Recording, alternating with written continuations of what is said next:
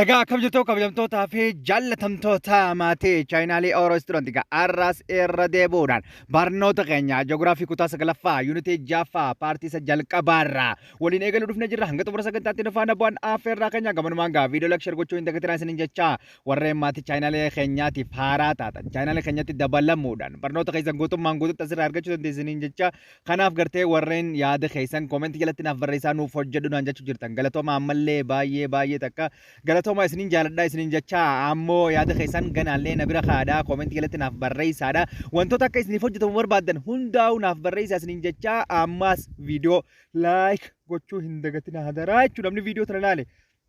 Video tana bu'aa bahii meeqa keessa dabarseetiin waraabaa jechuudha wallahi kanaaf jechuudha video tana isin like gochuun maaliif isinitti ulfaata akkaan isin nan deeggaruuf isinis jajjabeessa subscribe godha namoota biraa akka fayyadaman taasisa kana jechuudha kanaaf arramma maal laala seetee unity jaaffaa keessatti humans and the natural environment interactions in Ethiopia humans ilma namaatii fi natural environment yookaan naannoo uumamaa yookaan interaction yookaan gartee wal fudhannaa jechuudha yookaan interdependent yookaan gartee walirratti hirkannaa yookaan gartee connection yookaan walqunnamtii yookaan relationship jechuudha dandeenyaan karaa feeteen jechuudha. Kana kan uummataa fi naannoo uumamaa jidduu jiru hariiroo ilmi namaatii fi naannoon uumamaa waliin qabdu maali Itoophiyaa keessatti kan jiru kan laallaa jechuudha. Kanaaf gartee bultiin kun main point ida baay'ee barbaachisaa kan ta'edha jechuudha. Kanaaf humans and the environment relations ilma namaa human ilma namaatii fi environment naannoo fi akkasumatti gartee hariiroo ilmi namaa relationiin yookaan gartee relationship existing between human beings and the man beings and the environment hariiroo ilma namaatii fi naannoo jidduu jiru kan ilaallu jechuudha as keessatti walumaa galatti jechuudha. Kanaaf environment is refers to the physical surroundings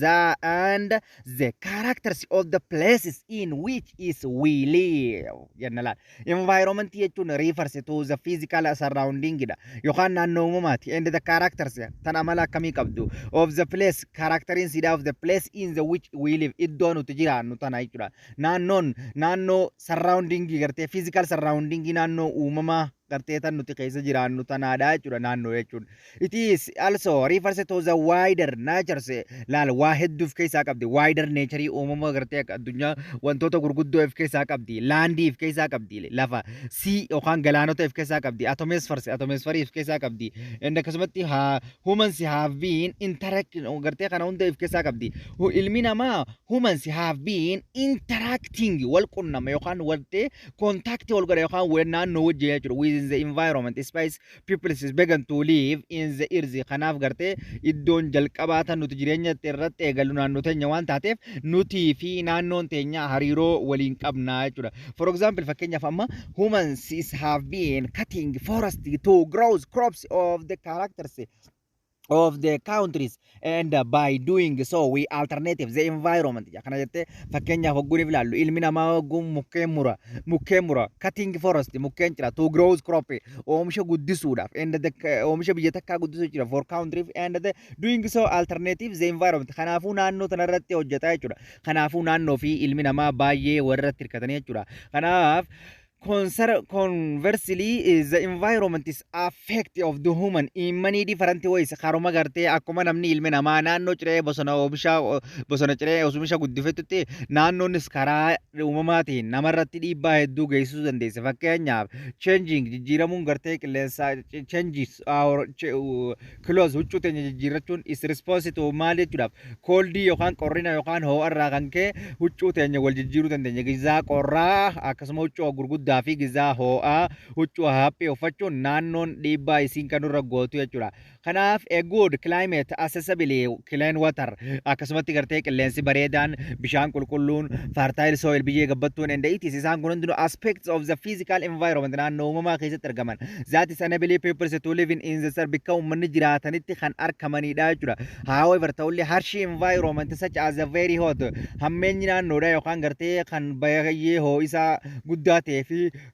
akkasumatti cold climate Leensi baay'ee qorraa ta'es limited water akkasumatti gartee bishaan hanqina qabuu fi infertile biyyeen gabbina hin qabne make it is more difficult to people survive it. Jireenya uummataatiif baay'ee rakkoodha jechuudha. Akkuma gartee kan qulqullina qabu bishaan qulqulluun uummataaf barbaachisaa naannoo fi biyyee gabbattuun uummataaf barbaachisaa qilleensi qulqulluun uummataaf barbaachisaa wantoonni sun yoo faalaman uummataaf jireenya difficult to for people dha jechuudha. Kanaaf gartee egaa humans are also affected by the environment such as earthquakes, floods, erosion is the damage of homes, property and the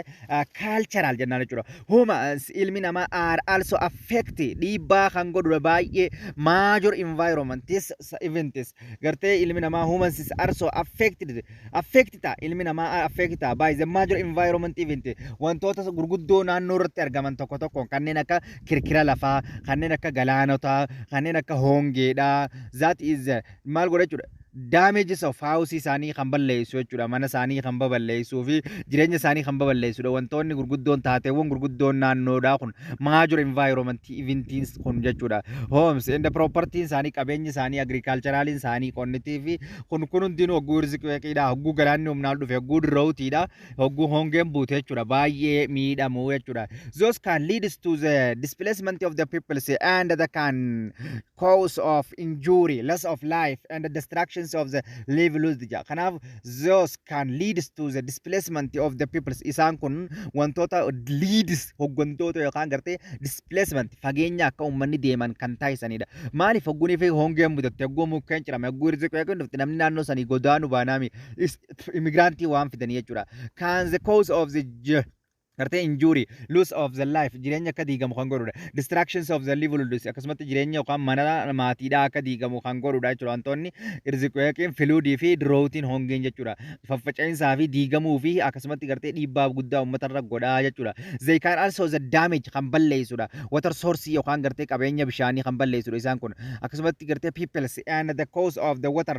contaminations and the spreading waterborne and disease illee akkasumatti boodarra watarii balleessu kartee dhukkuboota hahamoodhaaf akkasumatti dhukkuboota du'aaf nama saaxilaniif baay'ee sababa ta'anii jechuudha akkasumatti filuudii irziqeeqii fi dirootiin jechuudha hongeen jechuudha hongeen dhufnaan faamaayiniin dhufte beeltii dhufnaan deeziin dhufnaan akkana migration uummanni naannoo tokkorraa naannoo tokkorratti imaluu migration kan jennuun jechuudha immigration kan jennuun jechuudha kana yuunitii afurffaa keessatti bal'inaan wal ilaalla waan ta'eef jechuudha kanaaf gartee isa inni kun hundinuu riizaaltii gartee natural environment wanni as keessa qabattu jechuudha natural environment sababa naannoon gartee rakkoon gartee naannootti mudattuuf ilmi namaa akka achi deemuu fi akka gartee manaa fi jireenya isaaniitii fi life style isaanii akka diigamu beekuu qabna jechuudha the relationship between man being in the environment can be seen in the three ways of the namely dependency modifications and the adaptation jenne ilaalla hariiroon namaa fi gartee naannoo jidduu jiru karaa sadii ilaalla karaa sadaan maal jechuudha dependency irratti hirkachuu kan jennuun jechuudha modification fooyyeessuu kan jennuun jechuudha adaptation jechuun madaqsuu kan jennuun jechuudha ilmi namaa naannoo irratti depend ta'a akkasumatti modification naannootti fooyyeessa akkasumatti adaptation naannootti immoo madaqaa jechuudha dependency yogguun ilaallume hirkattummaa ilmi namaa naannoo irratti hirkatu dependency on the environment ilmi namaa naannoo irratti hirkata naannoodhaan ala jiraachuu hin danda'u qabeenya reesoorsii naannoo irraa harkatu naachuraal reesoorsii naannoo irraa harkatu malee mana ijaarrachuu sheeltarii harkachuu dawoo adda addaa harkachuu nyaata harkachuu wantoota beezik niidis wantoota barbaachisoo bu'uuraaf nama barbaachisan kanneen akka uffata manaaf nyaata argachuu hin danda'u waan taateef naannoon ilma namaatiif baay'ee barbaachistuudha every single living thing on this planet is depend wannummaan naannoo tana single living thing lubbuun keenteen takka guutummaan guututti gartee pilaaneetii lafaa tana irra jiraachuu dandeessu tana irra malee jiraachuu hin dandeessu on the environment is living achi jiraattee jechuudha naannoo keessa jiraatta kanaaf weathers it is for air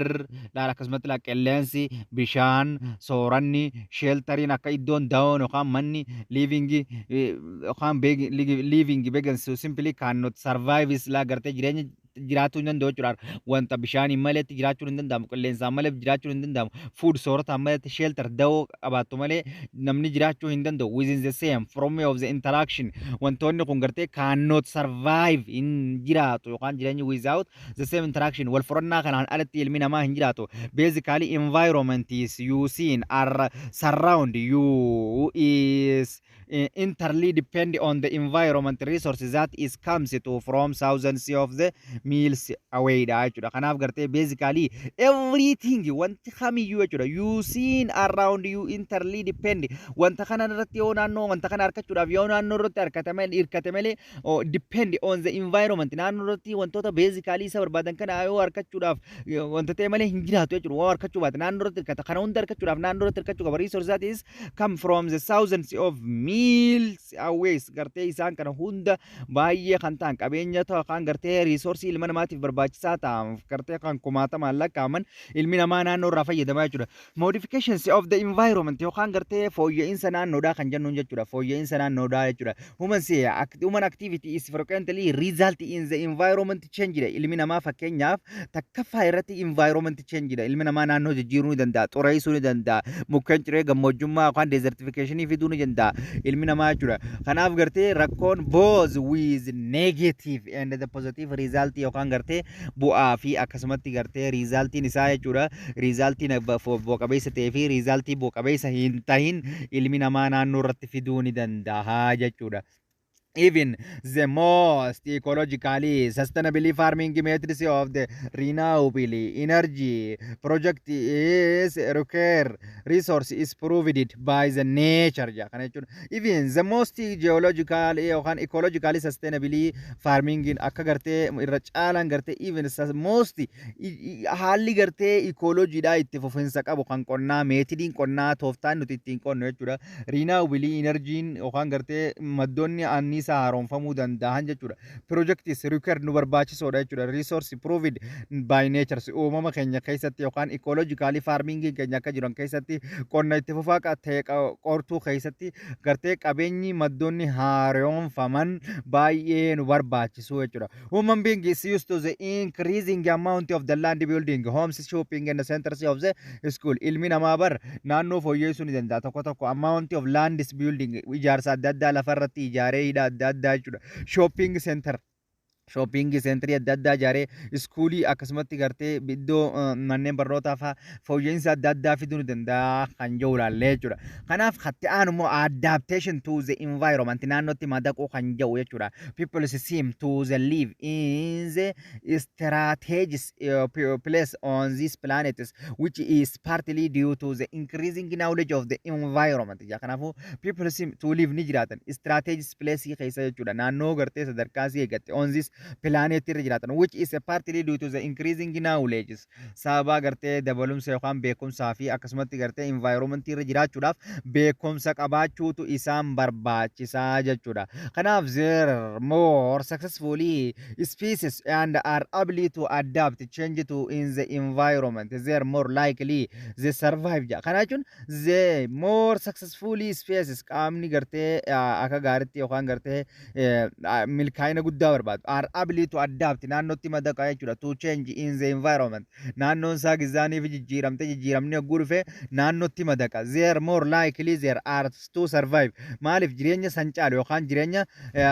isa san dura hammaa jiru kanarra caaluuf argachuuf jecha jijjiiramni naannoodhaa gizaa dhufe naannootti madaqa jechuudha. For example mee fakkeenyaaf there are people who live ummanni jiraatu tokko live in the different climate region qilleensa adda addaa keessa naannoowwan qilleensa garagaraa keessa warreen jiraatan such as the Arctic fi desertii keessa warreen jiraatan and the dense forest keessa gizeen jiraatan isaan sun hundinuu haala isaan barbaachisuun haala qilleensa isaaniitti wajjin naannootti madaqan. Kana jechuun bar hogguunii fi Arctic hogguu jenna naannoowwan poolii naannoowwan cabbii gurguddoo qaban jechuudha. Naannoon Arcticidha. Naannoo kanatti jiraachuudhaaf uffata isaan gartee barbaachisuu fi soorataa fi mana isaan barbaachisu qabaachuun naannootti madaquudha. Akkasuma naannoo gammoojjii keessa jiraachuun haala naannoo gammoojjiitti hojii deemu qabaachuun naannoo isaaniitti hojii sanii hojii haala sanii jechuudha. Haala gammoojjii keessa jiru bishaan dandamachuudhaaf akkasumatti gartee uffannaan achitti uffatamu kaakame manneen ichi ijaaramu kaakame inni kun hundi naannootti madaqu jechuudha. Forest region naannoowwan bosona gurguddoo qaban keessattis kanumaa jechuudha. Wanta gartee naannoo isaatiif barbaachisu haala naannoo isaa warri baddaa jiru warri gartee akkasuma gammoojjii jiru warri gartee badda daree jiru haalli gartee isaan naannootti ittiin madaqan sun uffannaa fi akkasuma guutummaan jireenya isaanii keessatti naannoo madaqu jechuudha bakka namu naannoo isaatii wajjin wal fakkaataa jechuudha kanaaf it is proved how humans are adapted to the natural environment kanaaf gartee proof godhanii jechuudha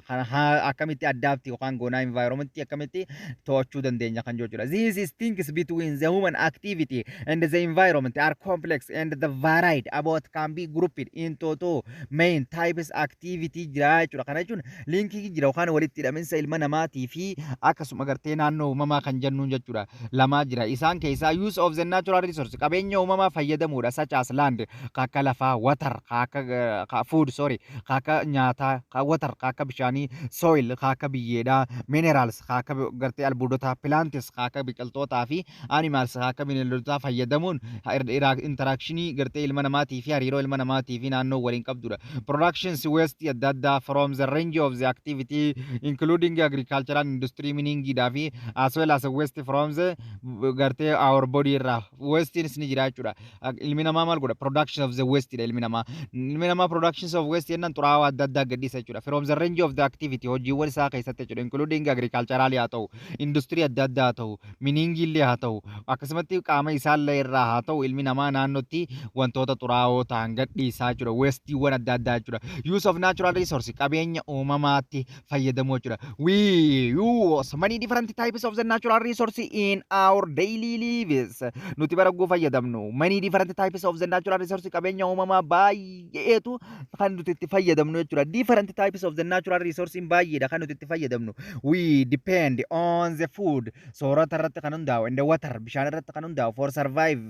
jiraachuudhaaf jechuudha. Ilmi namaa gartee nuti guuniif jiraannu kana natural daily guyyaadhaan qabeenya uumamaa adda addaa fayyadamna jenne we depend kan taanu jechuudha soorata irratti hirkanna bishaan irratti hirkanna survive jiraachuudhaaf gartee nuti energy adda addaa harkachuu irratti hirkanna for many different purpose faayidaa adda addaatiif energy adda addaa harkachuu irratti hirkanna from the domestic cooking wantoota mana keessatti hojjennu irratti gartee harkachuudhaaf through the major industry gurguddoowwan keessattis energy adda addaa energy nagguuniif jennu gartee electric hydroelectric power haa ta'u akkasumatti gaasiiwwan fossil fuel gaasiiwwan boba'aa uumamaa haa ta'u gartee mana keenya keessa kan ittiin hojjennu fi akkasumatti industrii keessa kan ittiin hojjennu hedduu irratti hirkanna our clothes is transport building tools and the all other items we require in many different resources for their production kana jechuun bar our clothes uffanni keenya transport kan ta'uudha fi akkasumatti building kan ijaaramudha akkasumatti tools meeshaawwan keenya akkasumatti all items gosoonni nuti itti fayyadamnu hundinuu requires many different resources for the productions huccuu keenya dabalatee mana keenya dabalatee uffata keenya dabalatee nyaata keenya dabalatee wanni hundinuu qabeenya uumamaa irratti hirkatti qabeenya uumamaa irraa tolfamtii siin jiru jira kitaabni keenya jechuudha kanaaf let us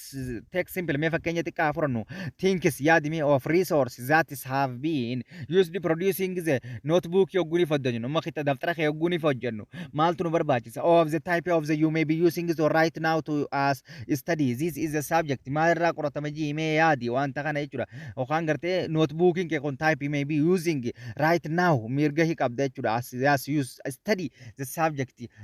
waa'ee kanaa qoradhu jechuudha manufacturing the papers oomishni amma fakkeenyaaf notebook kanaa jechuudha paperin oguu waraqaan oguu tolchinu needed nu barbaachisa raw material meeshaawwan dheedhiin wood mukaan nu barbaachisa and the water bishaanis nu barbaachisa as well as energy adda addaa nu barbaachisa for production process oomisha gartee paper yookaan waraqaa kana keessatti wantoota adda addaa nu barbaachisaa jechuudha qabeenyi uumamaa the trees that is supplied the wood requires is soil akkasumatti gartee tiriisiin sun muyni sun maal barbaada muyni nuti irraa tolchinu sun maal barbaada wood is requires soilidha barbaada wateridha barbaada leads to ground guddachuudhaaf jechuudha muyni nuti waraqaa irraa tolchinu sun faafrikaa keessanii kanaaf walirratti hirkataa naannoon uumamaatii fi wanni nuti hojjennu guutummaan guututti fi wanni nuti itti fayyadamnu hundi there are many ink or metal step adda addaa akkasumatti or other component notebook that is where made from the other types of the resource illeen barbaachisuudha danda'anii jechuudha qabeenyi biraalleen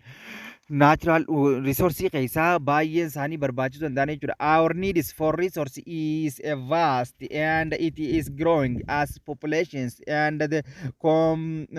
consumptions and the consumption per persons is increased within the social economic progress jechuudha. Our needs nuti nu barbaachisa. Resource adda addaa qabeenya adda addaa vast is it is growing kan guddatu population consumption wal fudhannaan ummata per person akkasumatti gartee nama dhuunfaa haa ta'u consumptions per persons itti fayyadamni nama dhuunfaa tokko increases ni dabalaa jechuudha. Socio economic progress yookaan fooyya'insa hawaasummaa fi diinagdee uummataa keessatti jechuudha. Qabeenyi uumamaa baay'ee itti fayyadamaaf kan nu barbaachisudha jechuudha. Globally both populations and resources extractions increasing by almost 15% in the 25 years from 119 gartee bara 1980 hanga bara 2005 jechuudha. Globally yogguun ilaalla jechuudha. Qabeenyi baay'ee parsantii 25 ta'u extractioniin dhufee jira. Resource extraction baay'ee qabeenyi uumamaa baay'ee mancaafame jechuudha. Parsantii 50 kan ta'u jechuudha. Waggaawwan hanga kana jidduutti jechuudha. Kanaaf waggaawwan 25 kana jidduutti jechuudha. Over that times over that times the world population is increasing lakkoofsi baay'ina uummataatis baay'ee dabalee jira parsantii ilaa gartee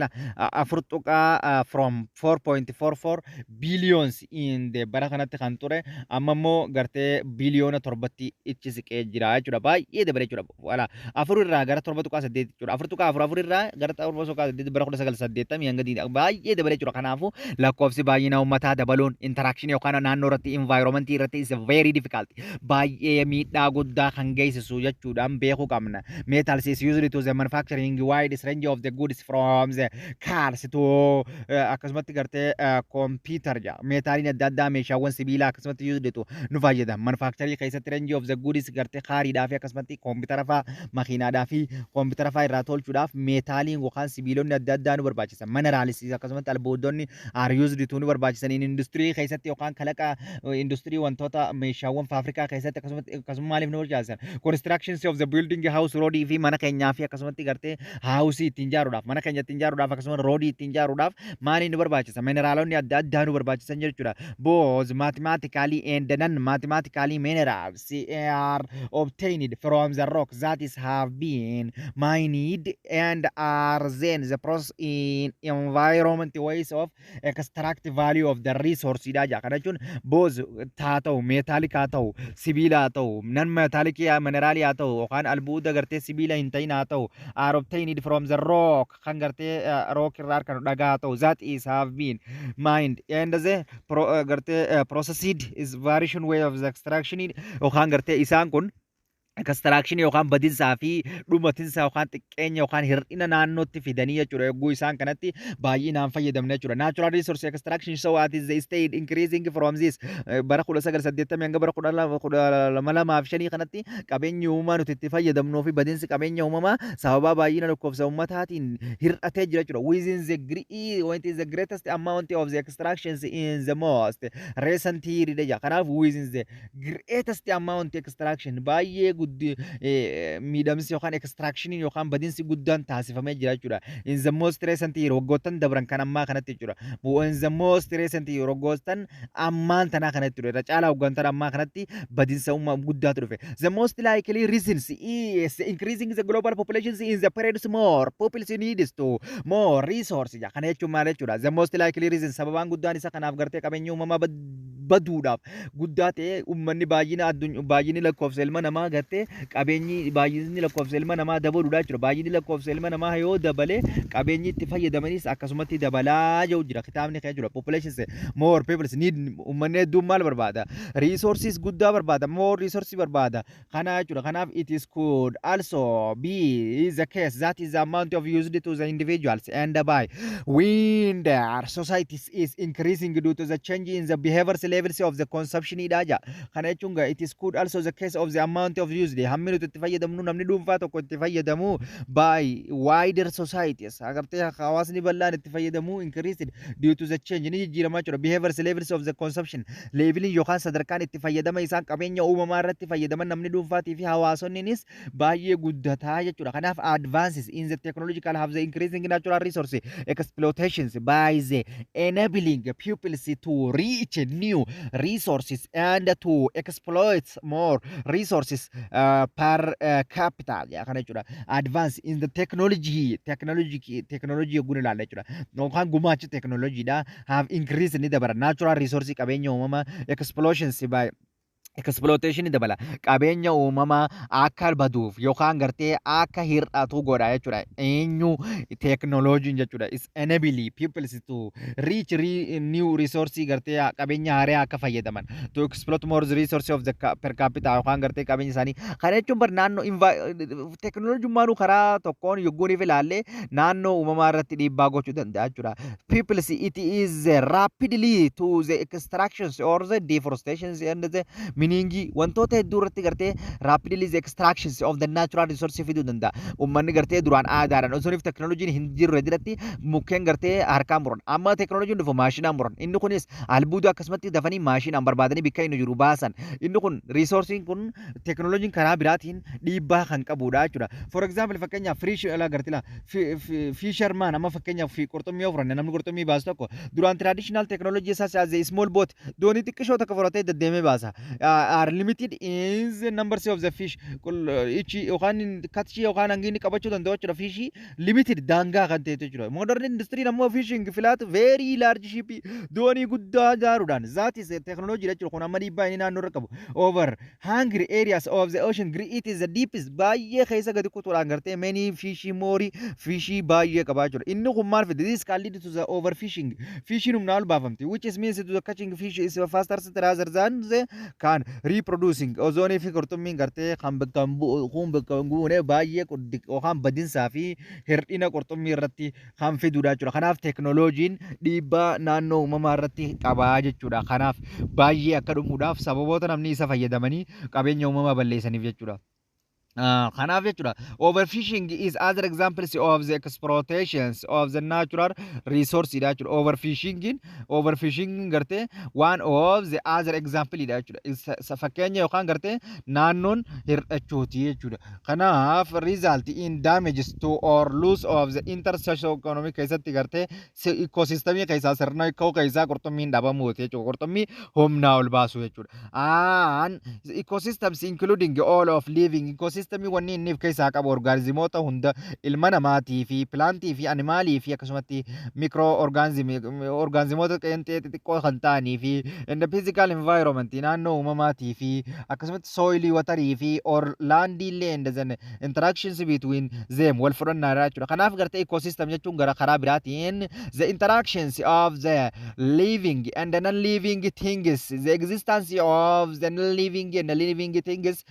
within the environment in the surrounding area tokko keessatti naannaa takka keessatti wantoonni lubbuu qabanii fi wantoonni lubbuu hin qabne naannoo environment isaatii wajjin oguu jiraatan na ecosystem jennaan jechuudha if one component of the system tokko yoonii fi bade isaan kana keessaa systemni tokko yookaan fiishii yoo bade yookaan qilleensi yoo bade yookaan lafti yoo bade yookaan watarii yoo bade yookaan soilii yoo bade yookaan ilmi namaa yoo bade yookaan pilaantii yoo bade yookaan animaalii yoo bade yookaan maakiroo orgaanizimoonni yoo badan jechuudha bar isaan kana keessaa tokko yoo badan jechuudha bar remove disease can have the whole knocks on effective dha yookaan other practice of system irratti sistema kana keessaa tokko bannaan kaan irratti dhiibbaa guddaatu dhufuu danda'a jechuudha use of the forest resource qabeenya bosonaa fayyadamuu kan jedhu ilaallaa jechuudha as keessatti one particularly problems caused of the overpopulation of forest resource is deforestation which is occurs when the forest area can cleared and the trees are not rapidly replanted or allowed to grow ja kana jechuun bar particularly problems of course dhiibbaa guddaa qabeenya uumamaa baduurraa tokko ka jechuudha forest resource qabeenya bosonaa ciruun jechuudha which is of course inni kun kan mul'atu which forest are is clear yogguneef qulqulleeffame bosonni tokko naannoo takkarraa jechuudha it is not replete osoo bikka hin buusne osoo jalaan hin dhaabin guddaa fayyadamneetuma akkasuma dhiisuu jechuudha is allowed grows akka guddatuuf kan hin ayyamne jechuudha kan bikka buusan sun deforestation miti deforestation kan gartee osoo nuti bakka hin buufne bosona ciruu jechuun osoo nuti bakka hin buufne kan fayyadamne san osoo bakka hin buufne dhiisuun deforestation jenna jechuudha kanaaf in Ethiopians is clearing lands of the agricultural meeting to food needs of the growing populations and the damages for fuels and the construction materials are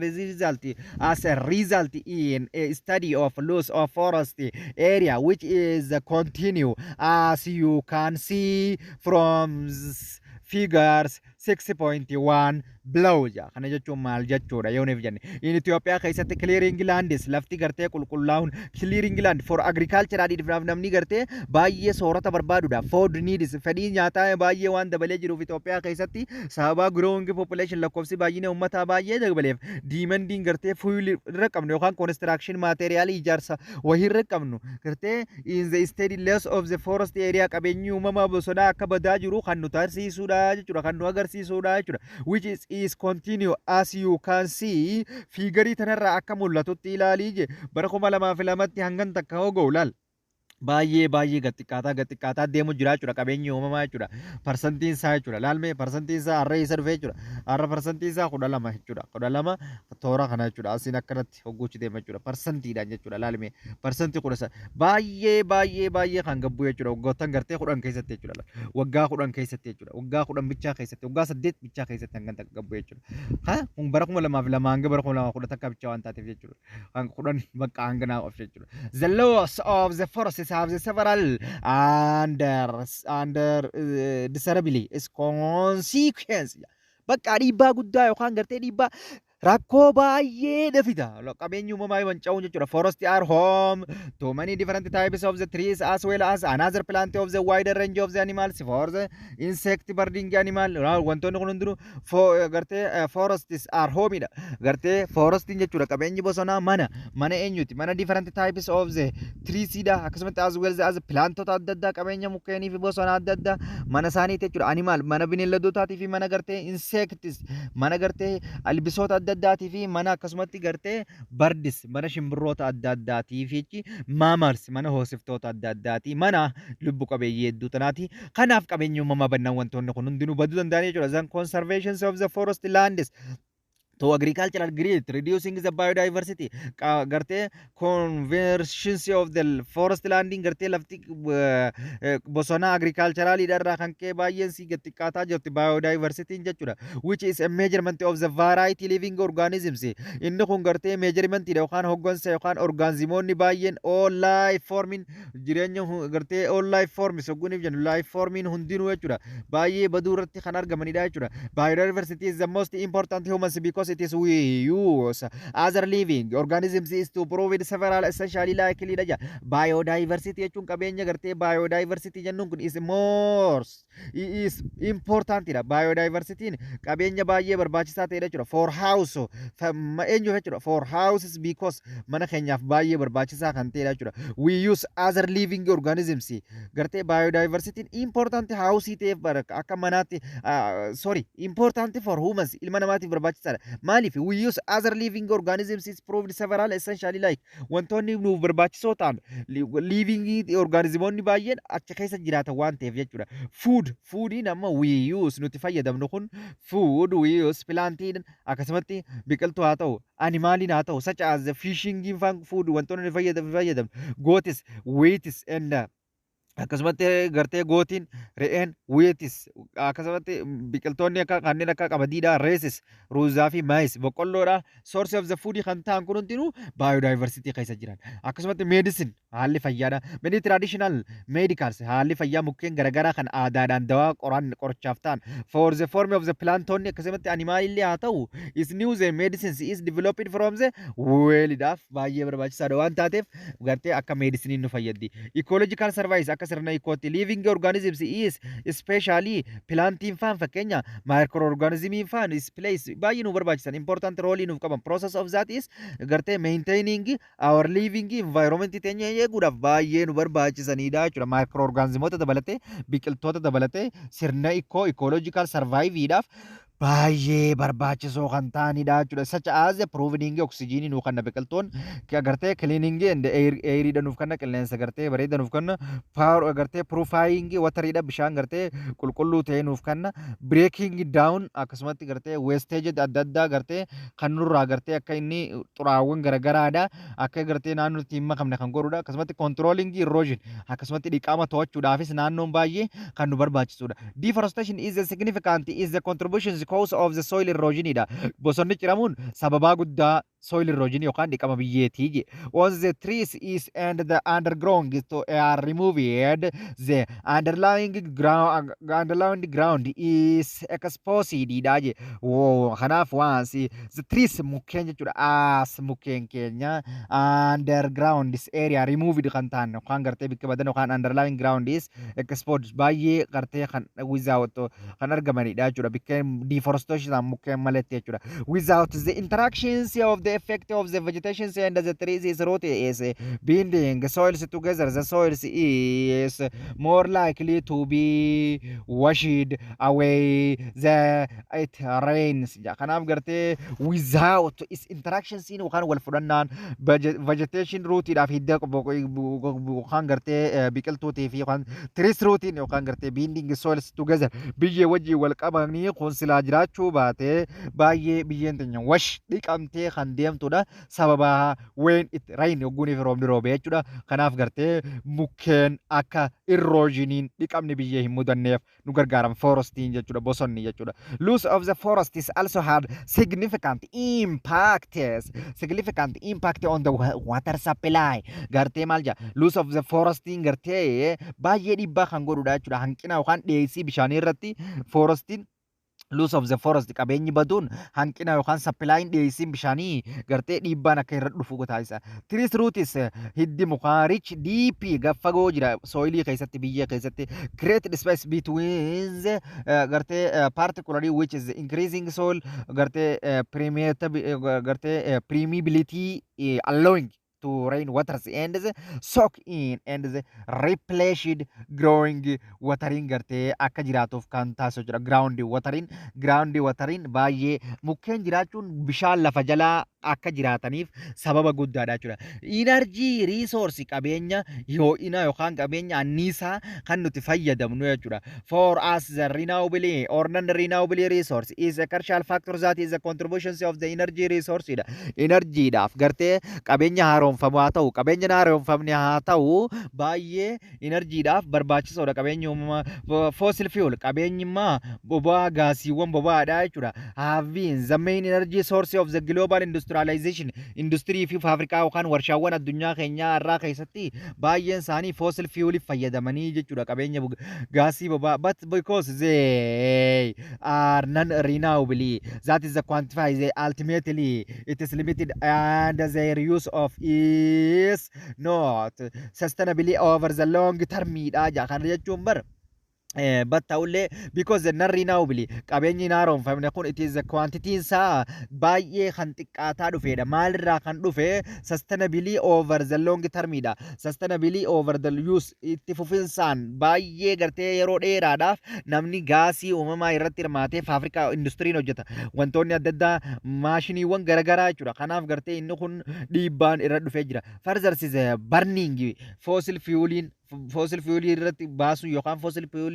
burning fossil fuel baay'ee gartee main cause dha. Sababa climate change dhaatiif dhiibbaa guddaa fida jijjiirama qilleensaa fida. Therefore are the several renewable alternative fossil fuels gartee kanaafuu renewable fayyadamuudha qabnaa jechuudha. Fossil fuel jalan renewable yookaan wantoota haaromfaman kanneen akka energy kanneen akka aduudhaa fa'aa jira. Kanneen akka bishaanii electric hydroelectric power kanneen haaromfamu kan jennuun jira. Kanneen akka windii kana fayyadamuu qabna fossil fuel yookaan gartee gaasota san dhiifnee jechuudha jijjiirama naannoo irra fida waan ta'eef the wood is used to the fuel is renewable fakkeenyaaf mooyinii amma gartee kan haaromfamudha is essence trees it is will regrowing is maaliif ni guddata but trees are not disadvantage such as the deforestation dha but ta'ullee there other is disadvantage such as deforestation fidudha as you have read gartee guunii fi itti fayyadamne baay'een isaanii jechuudha kanaaf in Ethiopians wind farms and the harnessing wind powering gartee energy nuti bubbeerraa fayyadamnu es generating electric baay'ee Itoophiyaa keessatti harnessiidha yookaan gartee rakkoo qaban the most important source of the renewable energy in Ethiopia dha watariidha jechuudha baay'ee Itoophiyaa keessatti beekamu isaan sanirra windiidhaa fi wantarraas maal jechuudha wanta electric ras watari irratti fayyadamna jechuudha Ethiopia already has several hydroelectric power of the sanitation and the more are planned agricultural is the grandson of the Ethiopian dams currently under the construction of the hydroelectric powers in the renewable because it is makes us of the energy of the following waters but does not us up in the water in the process ya kana jechuun bar Ethiopian jechuudha already duranu has several hydroelectric power ida qabdi several hydroelectric power yookaan humnoota gartee anniisaa madda energy anniisaadha sanitation isaanii baay'ee qabdi more are planned baay'ee kan gartee karooraan hojjetteedhaaf including fakkeenyaaf guddaa amma kan hojjechaa jirtu hidha guddicha hidha haaromsa guddicha laga Abbayyaa kan jennu renaissance great renaissance dam kan jennu kana jechuudha currently under construction kan ammaan tana ijaaramu jiru kan qabduudha jechuudha Itoophiyaan hydroelectric power jechuun humni anniisaadha yookaan renewable dha ni haaromsama because it is makes maalif use of the energy following water irratti hundaa waan taateef gartee bishaan ni haaromfama but does not as up to water in the process garuu ammoo yoonii fi bishaan hin jiraanne hydroelectric power maan sunu hin hojjetu jechuudha another renewable energy resource is the solar power dha yookaan gartee madda anniisaa aduuti jechuudha using to the photovoltaic cell kan jaamuun kan hojjetamudha that is converted to the sun energy gara electrical energy kan jijjiiru ho'a aduudha energy aduudha gara electricitti kan jijjiirudha jechuudha sadaffaan ammoo asitti water resource qabeenya bishaanii fayyadamu the direct use of the water falls into the three main categories gartee direct uses itti fayyadamni gartee kallattiidha bishaanii jechuudha maal fida into the three main category kana fida jechuudha gartee domestic use mana keessatti itti fayyadamna including drinking fi dhugaatii fi washing dhiqataa fi cooking wayin bilcheessuudhaaf bishaan itti fayyadamna agriculture itti fayyadamna principally irrigation yookaan jallisiidhaaf jechuudha akkasumas industrial use industry keessatti manufacturing process for the energy generation energy tokko oomishuudhaaf gartee industry keessatti bishaan itti fayyadamna jechuudha kanaaf the relative proportions of those three categories very different part of the world is global but globally sectors using the most water is gartee agricultural ida kanaaf the relatively proportion yookaan hariiroon gartee isaan kana jidduu jiru kun proportions of those three categories wantoonni sadeen kun three categories a very baay'ee is different part of the world but garaagarummaa qaban but only globally sectors is using to most water agricultural akka garriitti namni immoo agricultural irratti hundaa'e jechuudha akka addunyaatti namni jechuudha bishaan gartee agriculturalidhaaf itti fayyadamanii jechuudha garaagarummaa qabaatan laakula laasirratti industiriin persentii 19 yoo ta'e mana domestic nama hanginatu mana keessa dhugaatii fi akkasumatti jallisii dhugaatii fi dhiqataa fi akkasumatti gartee wantaaf itti fayyadamnu jechuudha washingiidhaaf waamiicuudhaaf garagaraatti fayyadamnu persentii 10 jallisiidhaaf akkasumatti garnee qonnaaf kan itti fayyadamnu persentii 70 akka addunyaattis kanumaa guddaadha jechuudha in addition to the direct use of the water for human activity is also essentially environment to maintaining biodiversity dha direct use yookaan gartee kallattiidhaan bishaan itti fayyadamuun kun for human activity it is also essentially barbaachisaadha environment maintain biodiversity eeguudhaaf jechuudha rivers laggeen lakes haroowwan wetlands lafti gartee jiidhaan akkasumatti are importantidha. Eenyuuf barbaachisaadha? Habitaantiidhaaf, bidoolee adda addaatiif, wildlife bineeldota bosonaatiif, and the needs for certain moment of the waters all times for functions of the properly within the system. System kana keessatti baay'ee barbaachisoodha jechuudha isaan kun. This is because the problems of the wind demands for water for humans activities exceeded the supplies. Kana jechuun because sababa kanaatiif problems rakkoowwan gartee when demand yogguunii fi fadhiin for waters bishaanii for humans activity gochaawwan ilma namaatiin exceeded yogguunii fi baay'ee argame jechuudha. The supply irratti baay'ee gartee kan argamudha jechuudha. Problem inni jira jechuudha. Bakka rakkoon gartee ilmi namaa humans extreme yookaan gartee excessive use of water kan jennuun san jechuudha. Humnaa ol qabeenya bishaanitti fayyadamuu yogguun ifa dhufe maaltu dhufe jechuudha? Rakkootu dhufa jechuudha. Water is not an endless jechuudha. Endless renewable resource. Laal gartee bishaan endless miti jechuudha bar. Bishaan dhuma qaba malee endless jechuun waan dhuma hin qabne jechuudha. Bishaan dhuma waan qabne miti. Bishaan waan dhuma hin qabne miti. In the many part of the world, water is demand is significantly above the essential water supply dha jechuudha. Kanaaf in many part of the world addunyaa teenya keessatti baay'ee isaanii demand yookaan fadhiin bishaaniif nuti qabnu significantly saffisaan yookaan barbaachisummaan isaa above the sustainability water supply baay'ee guddate jira. Sustainability water supply is bishaan itti fufiinsa fayyadamuun jechuudha. There are adequate of the supplies is both quality dhaa fi quantity qabaachuu qaba jechuudha. And meets the current of the future sea ammaa fi gartee needs people of the environment fuula duratti illee gartee barbaachisummaan isaa akka jiraatuuf sustain laal haala itti fufiinsa qabuun quantity fi qulqullinaa fi baay'ina hamma qabuun bishaan addunyaa teenyaa itti fayyadamuu qabna. In the many country of the already experiencing of the water stress or scarcity biyyoonni addunyaa baay'een isaanii ogguuniif ilaalle irra immoo hanqina bishaanii keessa qofanii jiran stressiidhaa fi gartee dhiphina yookaan hanqina ka qabu immoo baay'ee warreen gadi aanaa qabu jechuudha. Kana keessa qofanii jiran stressii fi scarcity keessatti jechuudha. Dhiphina bishaaniitii fi hanqina baay'ee hin jirre bakka bishaanii keessatti jechuudha. Biyyoonni addunyaa baay'een isaanii. Zoota termis riversitu haalli kun maal argisiisa termiin tun value of the water is available relatively hammi bishaanii yookaan gartee jijjiiramni hammi bishaanii relative to use and the demands for it is which is linked to the population survive dhaan yookaan gartee haala jireenya ummataati wajjin kan wal qabatan. Countries which have less biitti gartee namni tokko waggaatti jechuudha. Per capita yookaan gartee meetira kiubiin inni argatu kuma takkaaf 700 for all purpose of the defensive water stressida dhiphina bishaanii keessa warreen jiran jechuudha. Warreen dhiphina bishaanii keessa jiran warreen gartee xiqqoo rakkoo qaban jechuudha. Isaan kun bakka parasantiin namni tokko hammi meetira kiubii kuma takkaaf 700 waggaatti argata jechuudha. Biyya tana keessatti stress tan jennuun keessatti water scarce countries have been defined as those within the less than gartee kan kuma takka meetira kiubii qaqqabu immoo scarcity keessa warreen jiranidha jechuudha. Hanqina keessa warreen jiranidha jechuudha. Those is precious figures should be used to within the gartee caution however because they do not recognize variations between the country and the head and the underlying cause of the water scarcity kan jirudha jechuudha. Inni kun wantoonni kun hunduu kan nu garsiisan figure kun used to the however akkaataa gartee nuti gartee because does not recognize variationii garaagarummaa jiru jechuudha. Between country biyyoota adda addaa jirutti rakkoowwan bishaan irra jiran underlying cause of the water scarcity hanqina bishaan irra jiran kan nu argisiisanidha jechuudha. Kanaaf kanatti aansee kan jiru immoo maaltu jira jechuudha. The productions of waste and pollutants kan jiru jechuudha. Yookaan oomisha xuraawwanii fi akkasumatti gartee faalamni maalirraa dhufa kan jiru ilaallaa jechuudha. Kanatti aansee paartii itti aanu keessatti jechuudha. Paartii lammaffaa irratti kanaan walitti deebinaa teenkuu isin jaalladha. Ilaafuu barattoota kiyya nagayaan naaf turaadha. Na jajjabeessa like subscribe share gochuudhaan maatii biraallee namoota akka chaayinaalee keenya fayyadaman taasisaadha. Yaada keessan koomentii jalatti naaf barreessaa. Isinin jaalladha. Nagayaan naaf tura.